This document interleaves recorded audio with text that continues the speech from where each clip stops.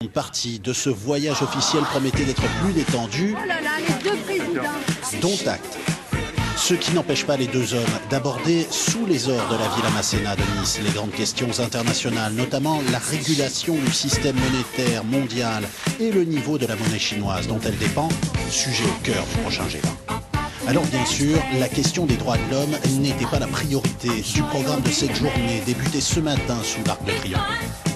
Peut-être Hu Jintao a-t-il entendu les protestations de quelques défenseurs du prix Nobel de la paix emprisonnés en Chine. Une fausse note rapidement corrigée par les policiers présents sur les Champs-Élysées. Autre surprise, non prévue au protocole, mais souhaitée celle-là par la partie chinoise, une rencontre impromptue avec Jacques Chirac à l'hôtel Georges V, l'ancien président français qui est considéré comme un ami de longue date de Pékin. Le bilan comptable, lui, est prolifique, 16 milliards d'euros de contrats signés dans les domaines de l'aéronautique et de l'énergie essentiellement. Alors ce soir à Nice, peu avant d'aller dîner à la Petite Maison, institution de la gastronomie locale, et alors qu'aucune prise de parole publique n'était officiellement prévue, Nicolas Sarkozy a tenu à tirer les premières conclusions de ces retrouvailles franco-chinoises.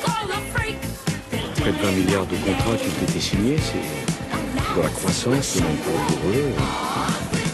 Aujourd'hui, il faut bien comprendre que pour régler les grands problèmes du monde, on a besoin de la Chine et d'un dialogue franc, constructif.